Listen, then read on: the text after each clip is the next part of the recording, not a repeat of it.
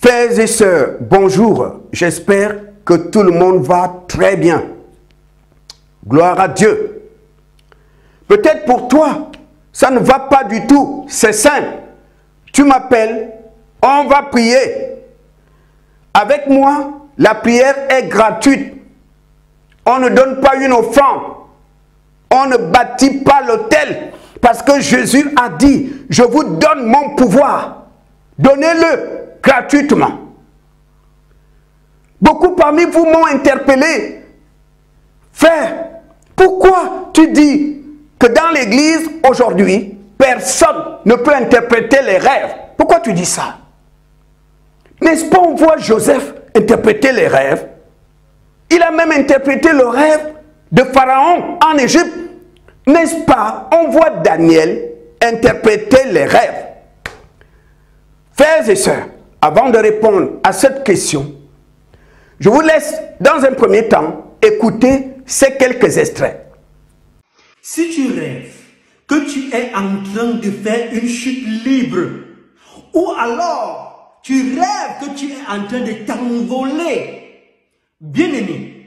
4 rêves indiquant l'argent arrive dans votre vie. 7 rêves indiquant que tu as trouvé ton âme sœur. Si toi aussi tu as déjà fait ces 4 rêves au moins une fois, alors voici ce que ça veut dire. Les songes sont aussi attachés au ministère de prophète. Numéro 1, si tu rêves souvent que tu as des rapports sexuels répétés dans les rêves, il y a des gens qui sont poursuivis par la mer dans leurs rêves. Donc vous avez des songes durant la nuit. Pour beaucoup, vous avez l'impression que ça dure toute la nuit. Non, le rêve ne dure pas toute la nuit. La vision nocturne peut faire quelques secondes. Nous sommes aujourd'hui dans les temps de la fin. Jésus nous a dit que dans ces temps de la fin, Satan va pousser dans l'église des faux serviteurs de Dieu que Jésus appelle des loups, qui ont l'apparence d'un vrai homme de Dieu. L'apparence. Ils prêchent comme un vrai homme de Dieu. Ils feront même des miracles, ces faux serviteurs de Dieu. Et par ces miracles-là, ils séduiront beaucoup de gens. Beaucoup de personnes aujourd'hui sont séduites. Ils courent derrière des hommes de Dieu à la recherche du miracle. Une fois qu'ils sont au courant que tel homme de Dieu a l'onction, tout le monde court. On cherche les miracles. Nous sommes dans les temps de la fin. Frères et sœurs, oui, Joseph a interprété des rêves. Même le rêve reçu par Pharaon. Oui, Daniel aussi a interprété les rêves. Il a même interprété le rêve reçu par Nebuchadnezzar, roi de Babylone.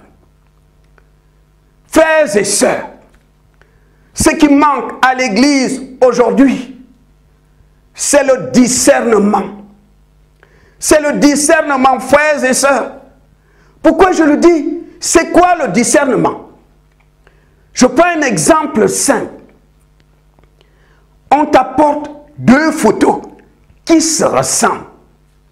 Tu regardes la première photo, la deuxième photo, les 2 photos se ressemblent. Si on te pose la question, est-ce que c'est la même photo? Tu vas dire oui. Mais celui qui a le discernement, si on lui présente les 2 photos, les mêmes photos, il regarde la première photo, la deuxième, les 2 photos se ressemblent. Mais celui qui a le discernement va regarder les détails au plus près, les détails.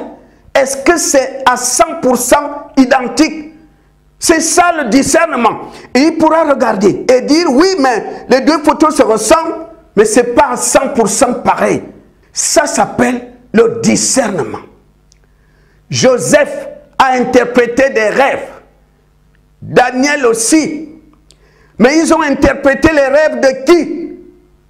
Celui qui a le discernement allait remarquer cela. Ils ont interprété les rêves des païens. Jamais Joseph a interprété un rêve reçu par un enfant de Dieu. Jamais Daniel a interprété le rêve d'un enfant de Dieu. Dans Matthieu chapitre 13, les disciples ont posé une question à Jésus. Maître, on a remarqué ceci. Quand tu es devant la foule, tu utilises les paraboles.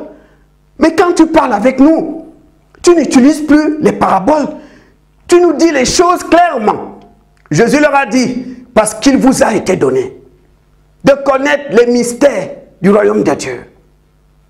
Mais quant à ceux du dehors, c'est-à-dire des païens, je parle en parabole, afin que même s'ils le regardent, ils ne voient rien. Même s'ils entendent ce que je dis, ils ne comprennent rien. Frères et sœurs, le jour où Jésus va décider de te dire quelque chose par un rêve, tu comprendras le rêve. Quand Dieu envoie un rêve à son enfant, c'est Dieu qui donne la sagesse. C'est Dieu qui donne l'intelligence. C'est le même Dieu aussi, quand il t'envoie un rêve, qui te donne l'intelligence pour comprendre le rêve. C'est la raison pour laquelle tu peux lire toute la Bible. Mon frère, ma soeur, tu ne verras pas un seul exemple où Dieu a parlé à son enfant par un rêve. Son enfant ne comprend rien. Il est allé voir quelqu'un pour l'interprétation. Parce que Dieu, quand il parle à ses enfants, il dit les choses clairement. C'est ce que Jésus nous dit dans Matthieu 13. Mais quand il s'agit des païens, c'est en parabole, des tournures. C'est pourquoi ils ne comprennent rien. Joseph a interprété les rêves de qui? Les chansons du roi. Il a interprété le rêve de Pharaon. Est-ce que c'était des enfants de Dieu? Non, c'était des païens. Daniel a interprété les rêves de qui? Des enfants de Dieu ou des païens? Des païens. Ça confirme ce que Jésus dit dans Matthieu 13. Quand il s'agit des païens, je leur parle en parabole, afin que même s'ils entendent, ils ne comprennent rien. Mais quand il s'agit de mes enfants, je vous dis les choses clairement. Joseph n'a jamais interprété un rêve reçu par un enfant de Dieu. Lisez la Bible. Jamais Daniel a interprété un rêve reçu par un enfant de Dieu. Parce que Jésus a dit, quand je parle à mes enfants, je leur dis les choses clairement. Je ne leur parle pas en parabole. J'utilise les paraboles quand il s'agit des païens. C'est la raison pour laquelle, écoute-moi bien, Jésus a donné les dons à son église, mais il n'a pas donné le don pour interpréter les rêves.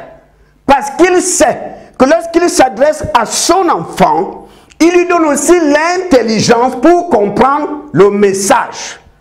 Ça a toujours été comme ça. C'est pourquoi vous ne verrez pas Daniel interpréter le rêve reçu par un enfant de Dieu. Vous ne verrez pas Joseph interpréter un rêve reçu par un enfant de Dieu. Ils ont interprété les rêves des païens, ce qui confirme ce que Jésus dit. Quand il s'agit de mes enfants, je leur parle clairement, mais quand il s'agit des païens, j'utilise des paraboles. Ils ne comprennent rien, dit Jésus. Un chrétien qui a le discernement allait remarquer lui-même que Joseph interprétait les rêves, Daniel aussi, mais les rêves de qui? Des enfants de Dieu ou des païens? Celui qui a le discernement allait remarquer ça. Mais quand on n'a pas le discernement, on confond tout. On te présente deux photos qui se ressemblent et tu vas dire oui, les deux sont identiques. Mais celui qui a le discernement va faire attention aux détails. Aux détails, c'est ça le discernement. Joseph interprète les rêves. Les rêves de qui? Daniel a interprété, oui, mais les rêves de qui? Celui qui a le discernement allait remarquer qu'ils n'ont jamais interprété un rêve reçu par un enfant de Dieu. Ce qui confirme la parole de Jésus. Matthieu 13. Quand il s'agit de mes enfants, je leur dis les choses clairement, mais si c'est des païens, c'est en parabole. C'est pourquoi ils ne comprennent rien, dit le Seigneur. Tu ne trouveras pas dans la Bible un seul exemple où Dieu a envoyé un rêve à son enfant ne comprend rien, obligé d'aller voir quelqu'un. Non, parce que le jour où Dieu va décider de te dire quelque chose par un rêve, c'est lui aussi qui te donne l'intelligence pour comprendre le rêve. Le Saint-Esprit est en toi. c'est lui qui ouvre ton intelligence pour que tu puisses saisir ce que Dieu t'a dit dans le rêve. C'est très important.